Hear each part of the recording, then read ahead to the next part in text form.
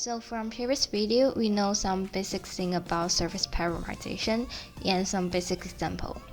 For example, the tissue box, the coke, and the earth, which are all 3D objects that are transformed to the 2D space. And we know that one 3D object can be transformed in different 2D space as well. But for the more formal definition about surface parameterization is that assigning an m-dimensional coordinate system to an n-dimensional space where m is smaller or equal to n. And in our case, m is stand for the 3D space and n is for the 2D space. We know the surface parameterization right now, but why it is useful and how we can use it, and are there any real-world application for it? Let me further discuss in the later part. In this picture, you can see that on the right part is a 3D people's faces, and on the left part is a 2D parameterization corresponding to this people's face.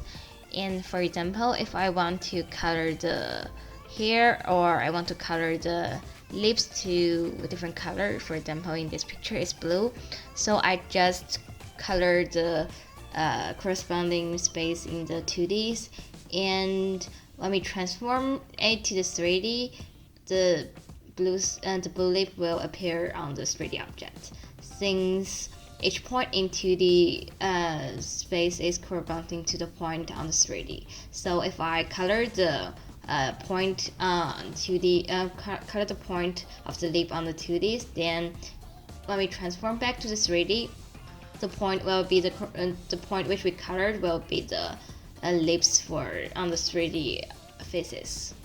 Thus, instead of doing the work on the 3D object, we can now doing the work on the 2D space, and then we can just transform it back to the 3D. And that is the process of texture mapping, that map a pattern or texture onto a surface. Second useful application is morphing.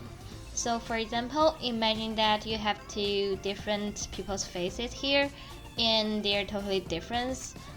But you want to transform one face to another face. And you want the process to be really smooth, that you can see for each time step you can see their intermediate shape. So how can we doing that? One way of doing this is for each vertex on the face 1, we find their corresponding vertex on face 2. So for example, for the face 1, for the vertex that belong to nose, we find the vertex on the face 2 that also for the nose. So to get the intermediate shape, we just interpolate those vertex transformations. And surface parameterization can actually really help to find the corresponding vertex between one shape and another shape. So instead of mapping the 3D to the 2D, at this time we map 3D to the 3D. So for each different shape in 3D, we can map them to the same shape in 3D, for example as a sphere. Thus, instead of the messy different shape in 3D, now we can have uniform shape in 3D, so which is much more easier and useful for us to obtain vertex passes for morphing application. Once meshes are parameterized to spheres, use a few landmark correspondence to alien the sphere's properties. Then the full correspondence can be obtained by overlaying closest points. Those are the two useful applications of surface parameterization, and if you want to learn more, you can go with the link under the reference. And finally, thank you for your listening.